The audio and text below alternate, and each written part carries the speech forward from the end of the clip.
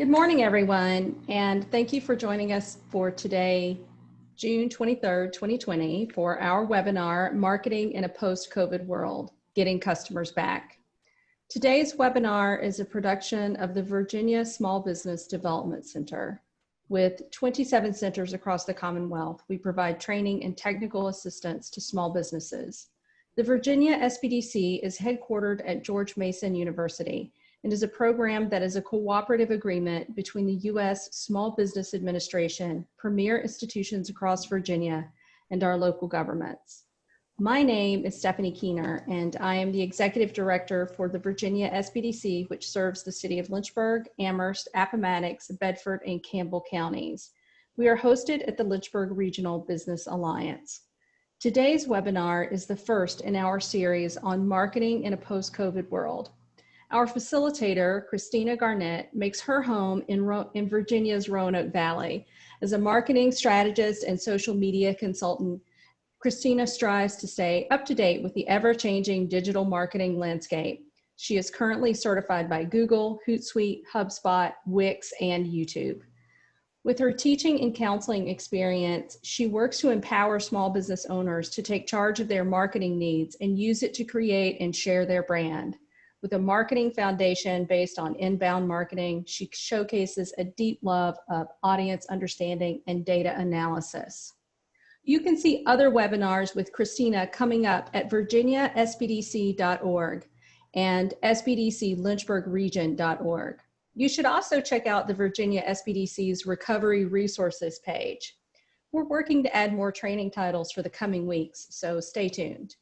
And yes, we will be making the slides and a recording of today's webinar available. If you have any questions during the presentation, please type those questions into the chat window. Tracy at our George Mason headquarters will help us facilitate those questions at the end of the session, and Christina will do her best to answer them. So with that, I'm going to turn it over to Christina. Thank you so much for having me. Hey, good morning. Did you know your camera is off? Do you want to leave it off or do you want to turn it back on? I'm fine either way. Okay, it's up to you. Just wanted to make sure that you knew. No, absolutely. So thank you so much for spending your morning with me. We're going to talk a little bit about bringing your customers back, especially considering all of the major changes that we're seeing because of COVID. So feel free to, like they said, put the questions in the box, and then when I'm finished, I'm going to answer as many as we have time for. Like she said, this deck will be available, and there's also a blog that I wrote near the beginning of the COVID crisis talking about basically marketing in this time of crisis. So the main talking point for all of this, for your business, for your consumers, and just in general, is that empathy is a superpower. Right now, a lot of pain points have shifted. A lot of people are anxious. A lot of people are angry. So there is a heightened emotional sensitivity right now. So being able to empathize with your customers is truly going to be a major stepping stone in making people comfortable, making people build trust with you, and making people want to start incorporating your business into their everyday lives. So we're going to be looking at audience intelligence, pain points, and building trust.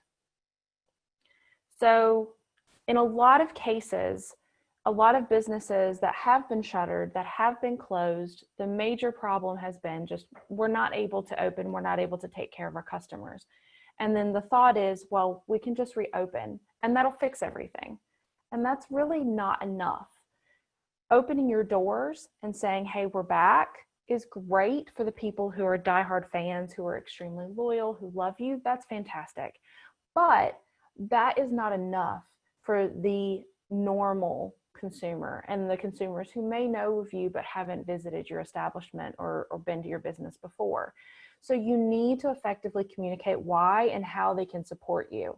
Depending on what kind of business you have, the way that you handle and take care of your customers may have changed.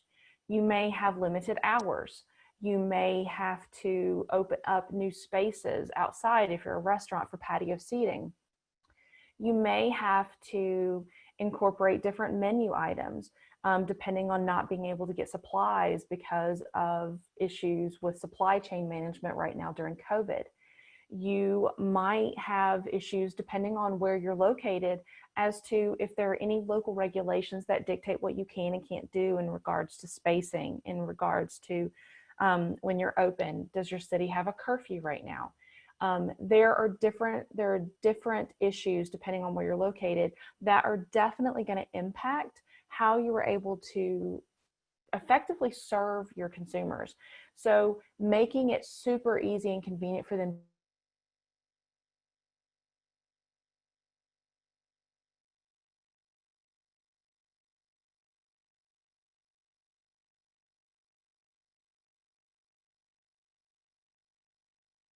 you need to let them know what steps are you taking, how have things changed, because we are seeing, and I'll talk about this later on, but we're seeing a shift into 3 different consumer groups right now. And it's important that you are able to identify the needs, the concerns of these 3 groups and be able to effectively communicate how to best serve them. So you need to understand your audience. If you've ever been on social media long enough, you realize that people love sharing their opinion, for better and most of the time for worse. It's incredibly important that if you have questions about what your audience needs are, ask them. That doesn't come across as bad. It comes across as, I genuinely want to learn more about what your needs are. And your audience will feel appreciated because you're saying, I want to hear you. I want to know what you need, and I want to better serve you. If you are ever in doubt of how to phrase this, if you wanted to put something up on Facebook or Twitter or LinkedIn or Instagram or wherever you are putting your stuff online, or even on your website, you could do a Google form. But asking and saying, how are you facing COVID right now? What are your concerns about businesses? What would you like to see us do to make you feel more comfortable in coming back into this new normal? Do you want to know how often we're cleaning things? Do you want to know if there's any outside spaces? Ask them. They want to tell you. They want to be heard. Customers love being heard. And if there is a certain amount of things that you're able to implement, that not only gives you ideas, but it makes your customers feel even more valuable. They feel appreciated because they know that you might have started this one specific thing because they requested it. And so that person is going to feel even more aligned and loyal to you because they are noticing that you're taking a specific step for them. So businesses are dealing with 3 major consumer groups, and I'm sure that you're seeing this as well. So the first group is that extremely careful group. This group wants to still stay home. They are still only going out for things that they absolutely have to have and need. They are being extremely cautious. They are doing everything they can to continue to lower the spread. And we are seeing cases going up in other areas across the country. So you're going to see in certain areas that these groups are going to continue to stay, basically. So these are the people that you're going to need to be able to isolate ways that you can still serve them, even if they don't see you as a major need. So this is something where we would be talking about e-commerce.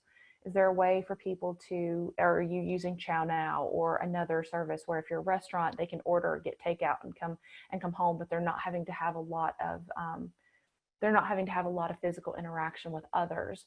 Or do you have a store? Are you able to have people purchase from you online so that they're able to get what they need, but they don't have to have that one-on-one face-to-face interaction? Then you have out but careful. These are the people that are starting to go out about their day. They're getting their coffee, they're going to restaurants, they're going to stores, they're going to different parts and different businesses, but they're doing so and they're wearing masks. They have hand sanitizer. They're being very particular about how they interact with others. They're still practicing social distancing even when they are out, but they are out.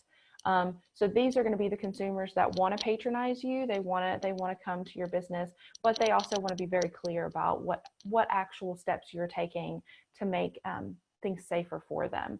And then you have the back to normal group of people. These are the people, I see a lot of the back to normal crowd in Southwest Virginia, where I live. I don't see a lot of people wearing masks. They're out back to normal. The roads are starting to pick up congestion again. And so these are the people who are very much ready for things to go back to the way they were pre-COVID.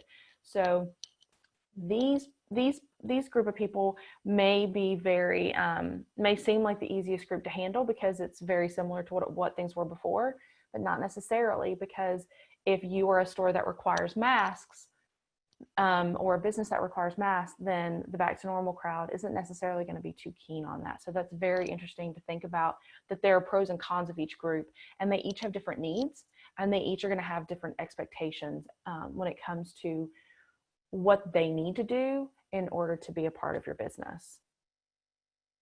So how can you provide for each group?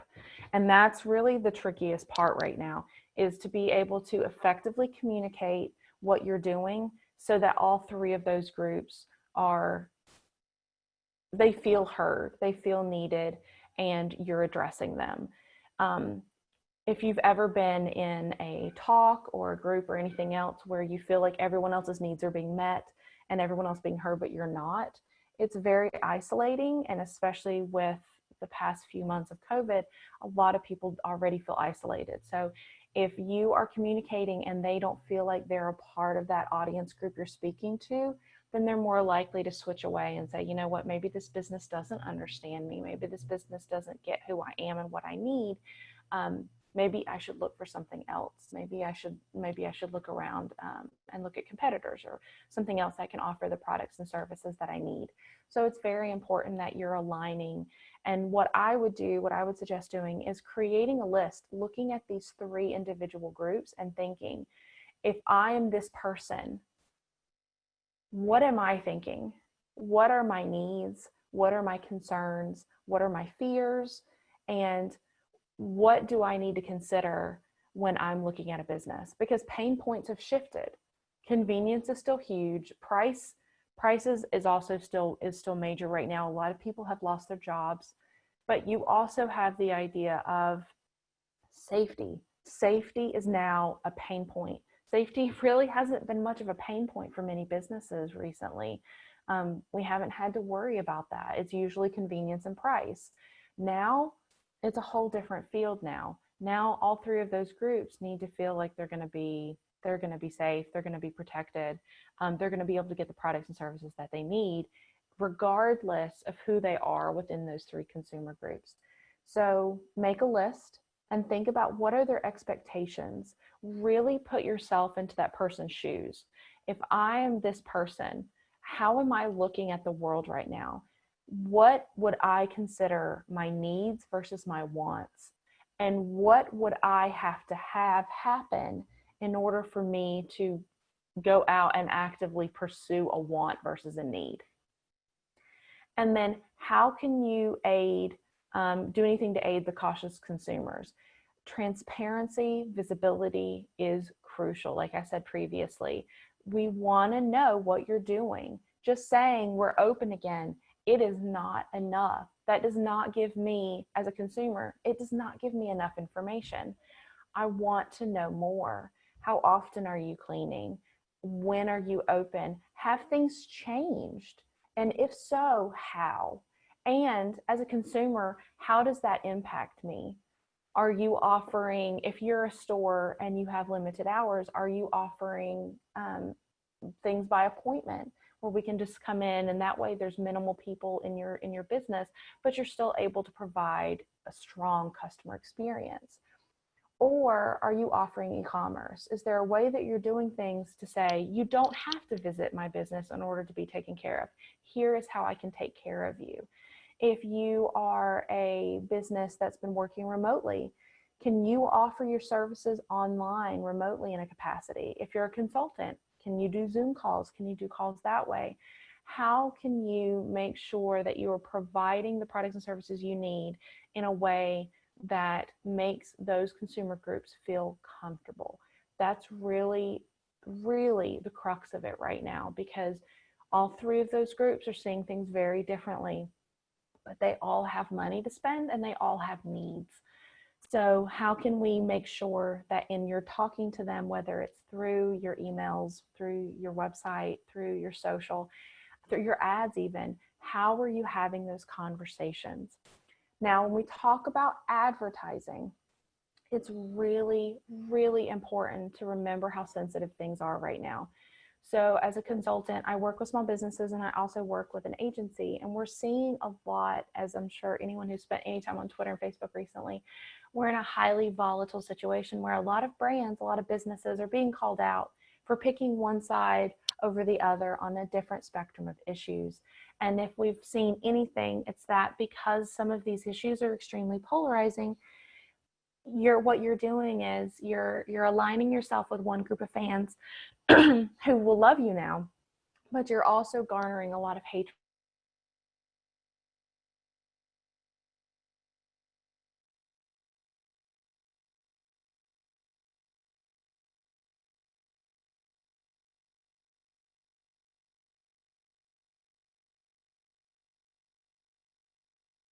If you're posting a Facebook ad and it's in between someone's feed where it's basically like two different posts where people are arguing about COVID or Black Lives Matter or Pride or the news or anything. But imagine two worst case scenarios in a feed and your ad is sandwiched right in the middle. Really consider what that looks like and really consider how that's going to shift how people actually approach your ads. Right now, people are highly sensitive. So the ad that they might have scrolled past a few months ago and be like, I don't want that, that same ad tomorrow might anger somebody. So be aware that we are in a very highly sensitive time period, especially for social media.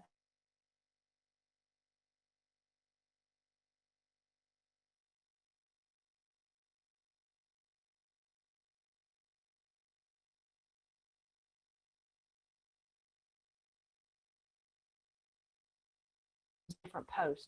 So just be keenly aware and really think about if you do want to do advertising, what messaging can you convey that can kind of open that door up, but be positive so that it doesn't get caught up in this wheel of drama when it comes to social media.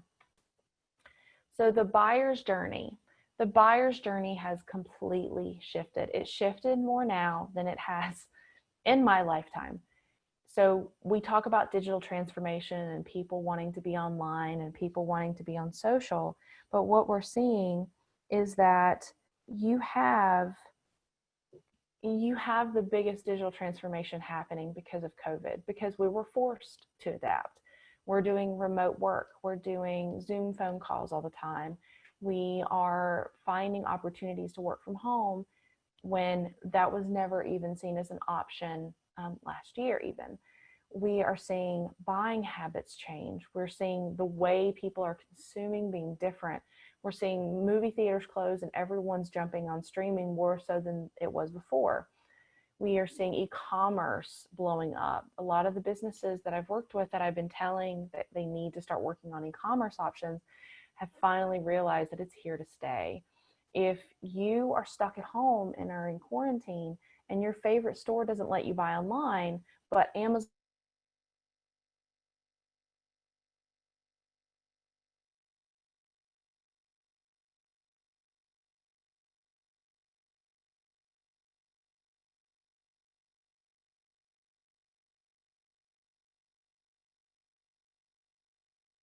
is very needs versus wants, and the wants were not winning.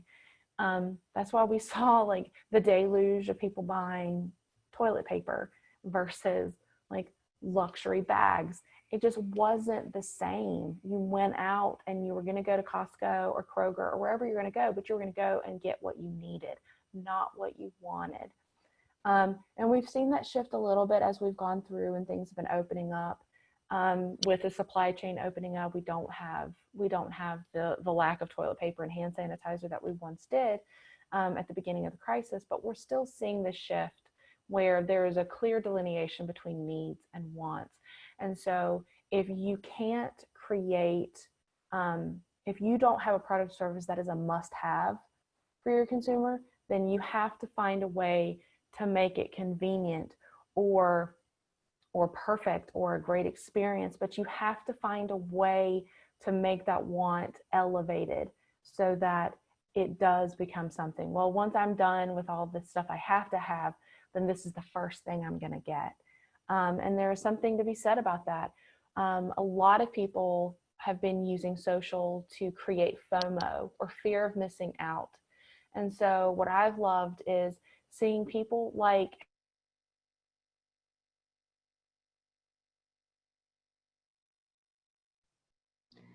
Hey, Christina, I don't know if you can hear me.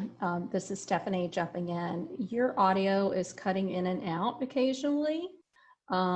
So just be aware, and trust.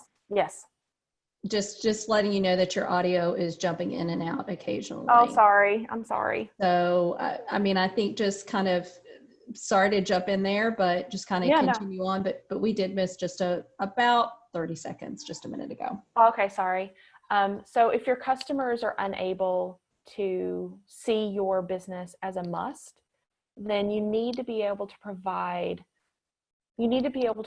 something that elevates what you're providing so that it becomes the next best thing for them, so that when they are in a position to get something that isn't necessarily a need, that you're the first person that they want to talk to. And that's why we're seeing so many brands and businesses creating value online. They're sharing tips.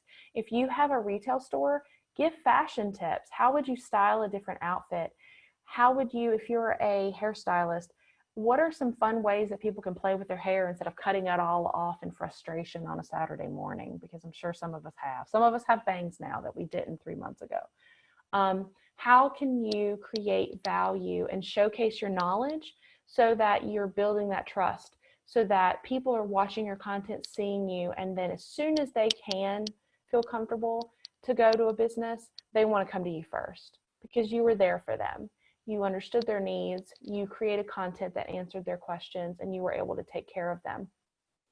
Then it's also important to note that money is tight for many people right now. A lot of people have lost their jobs. And so that is not only shifting price as a major pain point, more so than it has been for a few years, but also it's shifting how those people look at what they need for themselves as well as their family. The need of a parent is going to shift if their children are in a position where their needs are being met. The children's needs will be taken care of first. So it's really interesting to think about when we're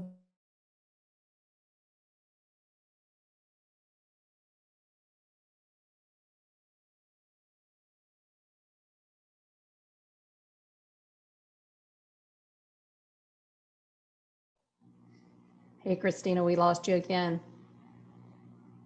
this purchase is worthwhile. So we want to learn from the audience. They want to tell you what they want.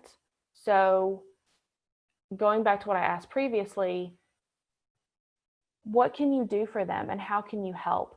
One of the major things that I've loved seeing brands do during this is that they've shifted and they've turned into helpers. So how can your business be a helper?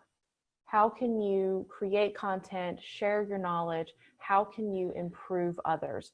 That's such a great way to showcase knowledge, but also saying, I know that you're not in a capacity to take care of me or to help me or to do what I need, but you are in a position to help out in another way. You can still be there for your consumers, even if they're not going to your business.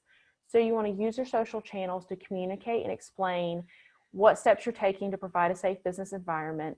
And then it's all about the consumer.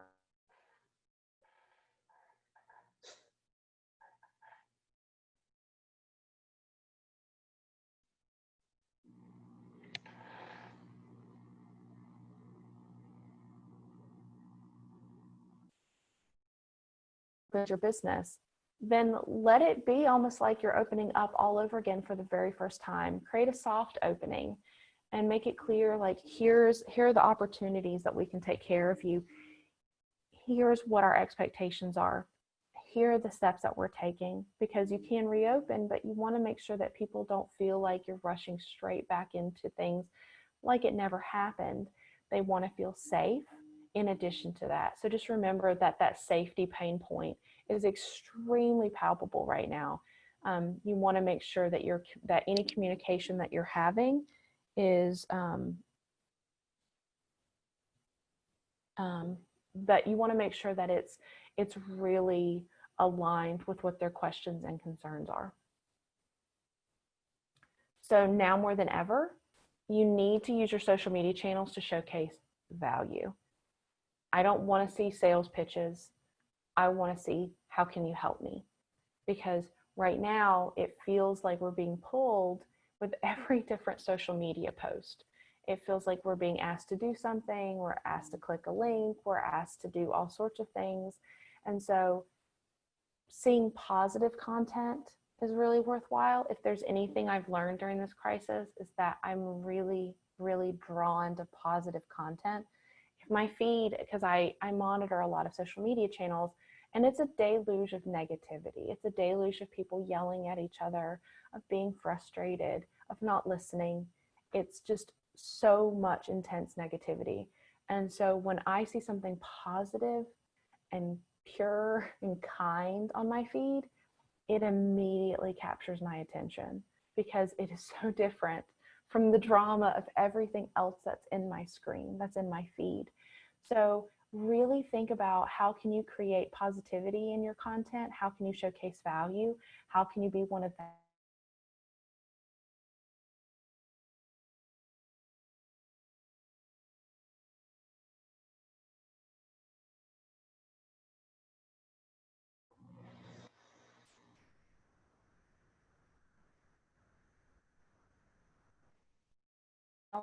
It's really great. It's almost like an oasis in your feed for your day. How can you create that kind of content for others?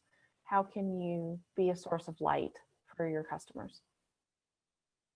And then if you have asked or don't feel comfortable asking your consumers or your audience, and you want to see what people are talking about, I would highly recommend setting up Talkwalker alerts. They're completely free. You can just Google Talkwalker alerts, and you can search for hashtags. It can be the name of your business. It can be the city where you live or where your business is located. It can be keywords associated with the products and services that you offer. But I really, really recommend setting up Talkwalker alerts for that, because it really does give you so much insight into what your audience actually wants, what they're saying, what their needs are, and it will help you create an idea and a strategy for moving forward based on what you're seeing.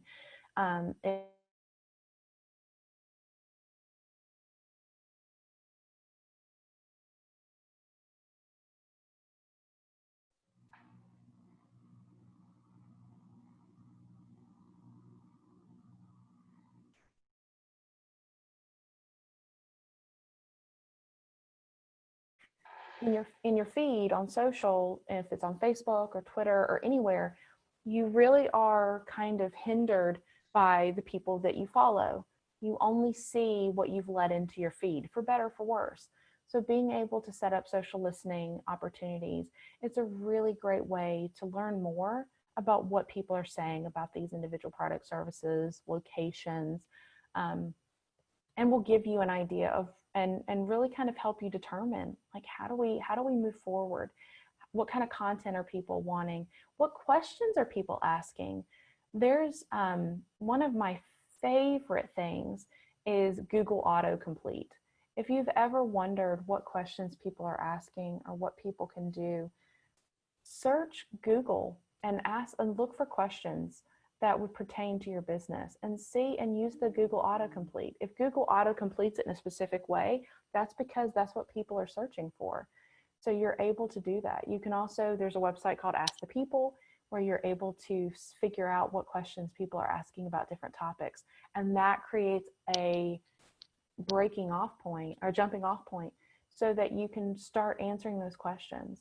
I think it's a really great way to make sure that you're coming from a place of transparency and a place of value. If you want to talk to your customers, you can have them ask questions, and then have the questions in your social copy. here are some questions that we received from our customers, and we wanted to make sure that you had the answers you needed. Then you can put those questions on social. You can have those be frequently asked COVID questions on your website, on your email, whatever you're wanting. But being able to provide really solid answers to what people are actively questioning is going to be a great way to build that trust, because they know that you're listening and that you're there to provide answers for them. So customer trust, consumer trust is crucial. And if you don't have an essential product or service, you need to provide an essential experience. Customer experience is absolutely paramount. You could have a great product or service, but if you are rude to that customer, or if they feel slighted, or if they don't feel taken care of or ignored even, then it doesn't matter. They will try to find someone else that will take care of you. There are people who will gladly pay more for the same product or service if the customer service is better, if the customer experience is top shelf. So really, really think about, how can you take care of your consumers? How can you make them feel welcome, safe, and wanted? It's really crucial right now to make sure that they are in a position where they know that you need them, and that they know that you want them to be a part of your business and to patronize you. So when your customer feels understood, right now we've been isolated for months. Even the introverts in us want to like hug some people now. We are in a position where we want human interaction, whether we are being cautious or otherwise, but we want to be heard. That's why everyone's been jumping on social media more than ever, and Zoom even. I have teams that do Zoom happy hours all the time. And these are happy hours for people who never did happy hours when they were in face-to-face, but they're craving that human interaction so deeply that they want to be heard, and they want to be seen, and they want to be valued, and they want that one-to-one interaction. So you need to make sure that whenever you're conveying messaging to your consumers, to your audience, that they feel wanted and understood, that they feel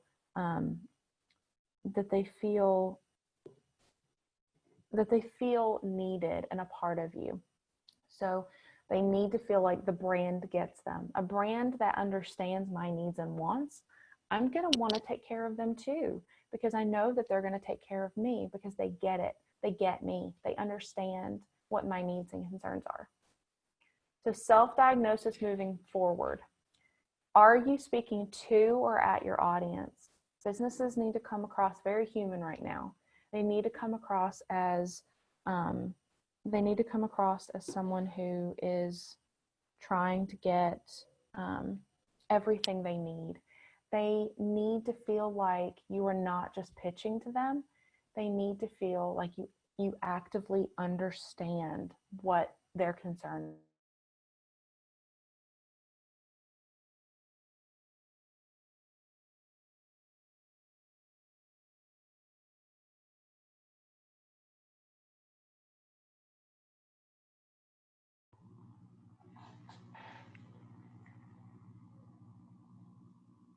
Hey, Christina, can you hear me? We've lost you again.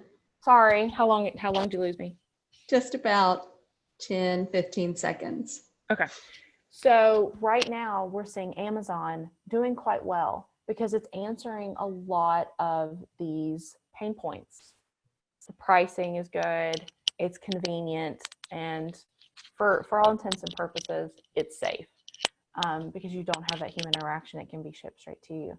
So what you're looking at is this multitude of pain points coming together. So how can you answer those pain points with your products and services to make sure that they feel comfortable and they're going to want to make that transaction? You need to provide value. Educate, entertain, and inspire. Decide what you want to be. Obviously, you don't need to be all three, but determine how you can help others. Do you want to educate people by answering their questions? Do you want to entertain? If it works with your brand to be silly and funny, there are definitely brands that have used this opportunity to be entertaining and fun, and it's been lovely. It's been really nice because it gives you that break. Or inspire, be positive. Find ways where your content can be an opportunity to make someone's day better. Think about when you're looking at content online, what makes you stop in a positive way? Not makes you stop because you need to flood the comment section with a retort to what someone else said, but it makes you want to stop to be like, oh, that made my day better. That made my day just a little bit brighter. Really think about how you can inspire. And then how are you making the experience special for each consumer group? Going back to it, you really need to figure out and think about how can you take care of each of those consumer groups, because they are not aligned. How can you make sure that they each feel seen and heard? And then that's it. Any questions? We do have a question, Christina. Okay.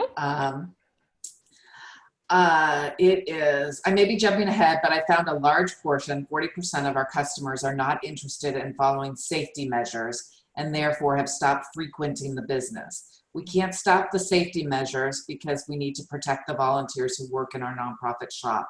How do we address this? What I would do is, how do you know how many have done that, and why? Have they made comments? Have they said something to that effect? We'll have to see what she answers. I don't know the answer to that, right? So what I would do is I would find other opportunities for them to feel comfortable. So this is the back to normal crowd. They want things to be 2019. No COVID, didn't happen. Things are good. We're fine. The thing is that there needs to be another opportunity for them. You can't, like you said, you can't undo the safety measures, and I definitely would tell you to hold strong to that.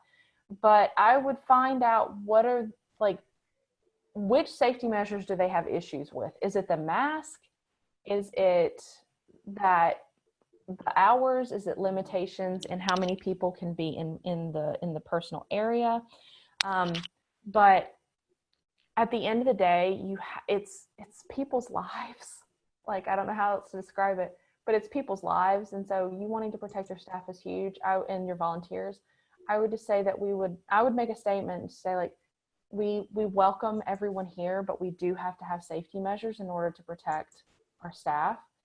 And then if they don't come back, then they don't come back. I mean, I know that's not the answer you want to hear, but there are people who are angry about other people wearing masks even if they don't have to. And those kind of people, I think, are going to have to, I think they're choosing what they want, but different cities and states, a lot of the regulations are mandatory.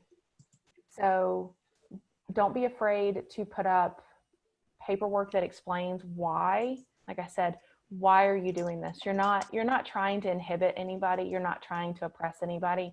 You're trying to protect people. You're trying to protect your volunteers. You're trying to protect your staff. You're trying to make sure that they feel safe.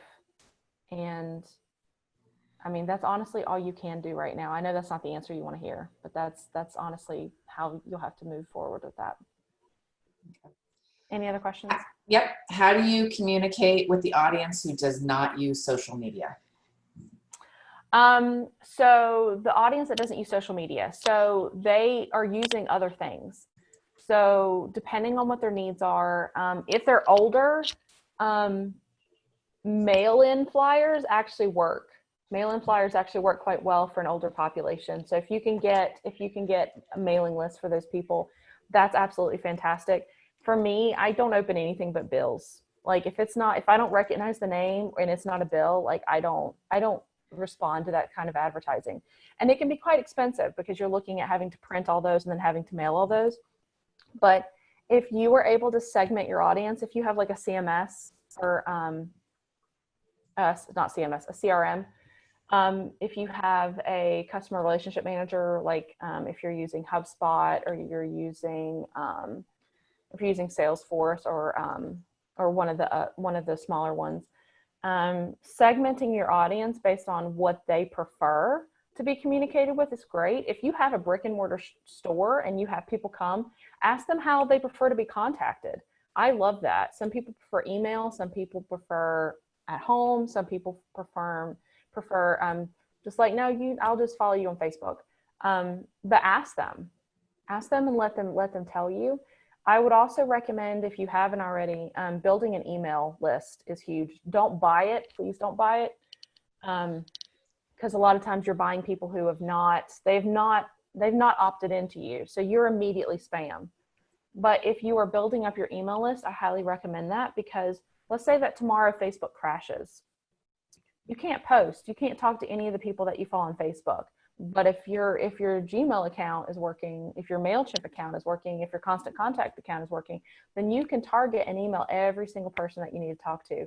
And also, an email list is not someone else's land. You own that data. On Facebook, you can create ads all you want, but they're not going to say you hit Susie at so-and-so. They're just going to tell you like how many clicks and how many likes and the engagement you have. So I love social, but I also don't believe that you should build an empire on someone else's land, which is what that is. If Twitter is destroyed tomorrow and that was your major funnel point, you have a major problem. So email lists are huge. Like I said, mailers for the older audience are fantastic. And find out who they're talking to, find out who they're listening to. Podcasts are huge right now. What kind of podcasts are they listening to? Is there a newspaper that they specifically like to read? What websites are they going to? There's definitely a range to go. There's a tool called SparkToro. It's SparkToro.com. And they have a tool, it's an audience intelligence tool, and you get like 10 searches for free a month. I absolutely love it. But you can search for different keywords and it will tell you what websites, if someone is looking or talking about a specific keyword, it will tell you what websites those people are looking at, what podcasts, what YouTube channels they're watching, what social media accounts they're following. So it gives you a really good idea of understanding influencers and kind of where people are drawn to based on kind of what content and keywords that they're looking at. Christina, can you outline what is different if your customers are other businesses instead of consumers? Yes. So if you are B2B, then you are in an interesting position, because they are literally mirroring the same reopening issues that you're having, but you're having to communicate. So a lot of businesses are having to deal with budget restraints right now. So I know a lot of agencies specifically, as well as other businesses, that have had to do quite a lot of layoffs, or they've had to trim a lot of things.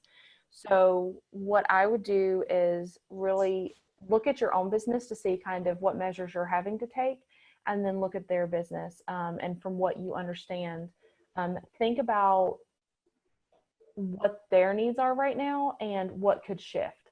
So depending on what products or services you create or offer those businesses, it's going to really depend on what kind of vertical they're in. So some verticals right now are blowing up. Like real estate right now, a lot of people are moving from big cities to that. So that's a big movement. So businesses that cater to real estate are going to be very different than, say, businesses that are focused on travel. So think about the verticals and really think about what challenges that might be facing right now. Some might be doing quite well, some might be doing quite poorly, depending on how things have shifted since COVID. But what I would do too is I'm a big fan of account-based marketing, especially for B2B.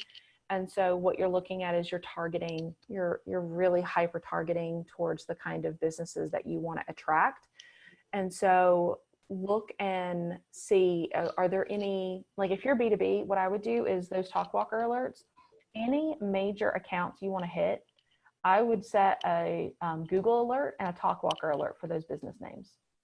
So you can see if there's any updates on them. Are they adding jobs? Are they laying off people? Are they, have they bought any new properties? Have they sold any new properties? But basically stalking them to see what shifts you're seeing, because that will be able to give you a clear indication of how they are financially. I own a travel agency. You made me think that maybe a great thing to do would be to have an open Zoom where we could share what's being done safety-wise by vendor and get feedback from them on what they're looking for safety-wise, transportation-wise, etc. Do you think a Zoom chat would be good for them to hear from me? Yes. I teach music, and while I've been able to switch to online lessons, over half of my students indicated they wanted to wait for in-person lessons. How can I market to students who miss the person-to-person contact? The person-to-person contact, what I would do is I would market and show them how virtual can work. So specifically, I would highlight opportunities in the future to be able to do like social distancing. So letting them know that it's not going to be virtual forever, and letting them know what social distancing lessons would look like. So that, like I said, there's that clear transparency and visibility as to what the expectations would be. And then what I would do is showcase what can be done virtually that doesn't have to be done, face to face. So that could be practice lessons. That could be like what I would love, what I think would be fantastic is if you have a lot of students, what I think would be really cool is to create a piece of music that they can all learn, and then they can work together. And so you have the students that can work together as well as with you, and then you have a concert. There are a lot of Broadway musicians that have done this, where they actually do Zoom calls and they all sing together through Zoom. So I think that would be a really cool way to kind of introduce that. Really market the idea of almost like it's not just you, but it's you and the community that you have. So what if you did like an orchestral version? Can you mention the Spark site address one more time? SparkToro, I think.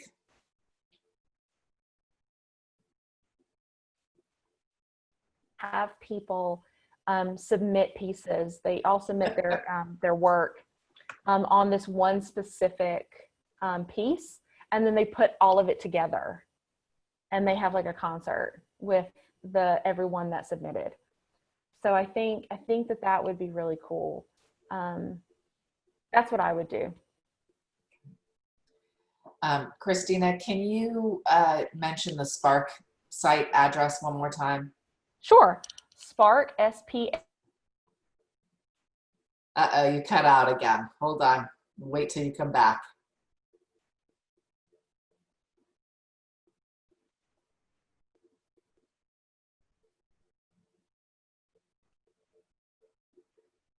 And you'll know who Rand Fishkin is. Okay. Christina, you cut out there. So is the website SparkToro,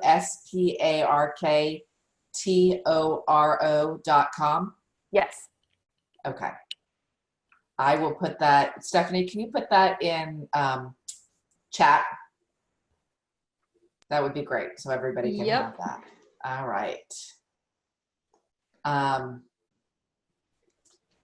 All right. How do you best respond to customers who want to know where your company stands on current social issues? That's a great question. It really depends on if you're willing to put your foot out there. I'll be honest, you're going to anger people regardless of what you say, whether you say something or don't. And then if you do say something, which side you land on. So when in doubt, I'm a big fan of like, okay, so for instance, with the latest like couple weeks, I don't believe, this is personal, so if I offend, I apologize, but it's true. I believe that all people should be treated equally. I don't feel like you should be discriminated against because of who you love or the color of your skin or where you're from. I don't believe you should. I do believe in equality. I believe everyone should be treated fairly. If you feel that way, but you don't want to like change Like if you don't want to put Black Lives Matter on your website, or you don't want to put a rainbow logo on your page, or you want to, but you don't feel comfortable, or you don't want to at all, wherever you're aligned. I don't think there's anything wrong with saying either you ignore it or you say something to the effect of, as for my business, everyone that works for me or comes in here and is a customer is going to be treated the same. I'm going to treat everybody with respect, regardless of their gender, regardless of their sexuality, regardless of their race. I don't think there's anything wrong with that. But I'll be honest with you, there are people who would be angry by that statement. So there really is no right or wrong answer, because you're going to make somebody happy and somebody angry no matter what you say. And so you need to be very clear about that. But I am vehemently against people going on social and being hateful. I think when in doubt, come from a place of positivity. Always come from a place of positivity. I don't think these conversations are going to continue. The Black Lives Matter is not going anywhere. The statue situation is not going anywhere. The thing, and people are still going to call out for people to lose their jobs if they're saying things that are hateful and saying things that are discriminatory. So I think when in doubt, come from a place of positivity and just say, I believe that all people should be treated equally, and for my business and for my staff, that's how I will treat them. I hope that answers the question. We don't have any other questions, Christina. I did want to acknowledge that we did have one other music teacher in the group that wanted to point out that virtual concerts are extremely time consuming because of the latency issues with Zoom. So it might be easier to have people record themselves and then piece them together later. And I think that's probably good feedback, as we have had some technology challenges today as we've been doing the Zoom. It can sometimes be inconsistent and hard to deal with the live online piece of it. Very true, very true. We don't have any other questions. Stephanie, do you want to close us out? Yeah, I just want to say thanks to everybody for joining us and for hanging in there. We will have the slides and recording for today's topic up on the website soon. We'll share those slides with all of you. We have previous topics there as well. You can go to either virginiasbdc.org to see all of the topics that have happened across the state, or Virginia or sbdclynchburgregion.org to see what we've done locally here in Lynchburg. You can search for all of us on Facebook, Virginia Small Business Development Center, or Small Business Development Center of Lynchburg Region. We're on Twitter. We're in all the places, but we should have this recording up soon. We are hearing you guys ask us questions like, can she do this again? Because it was awesome and we missed some stuff. So we want to acknowledge that, and we will check in with Christina and see what she thinks about it. I would remind you that next week, Tuesday at 8:30 a.m., bring your coffee. We will have the second one in this series. It is marketing in a post-COVID world. And then 2 more after that, advertising in a post-COVID world. And the 4th one is, I am blanking and don't have it in front of me. It's on July 14th. You can see all those at sbdclynchburgregion.org. It's going to be great. And we will chat with Christina about checking out this first one again. So I hope to see you next week. Be sure and register if you haven't already. Thanks, everybody.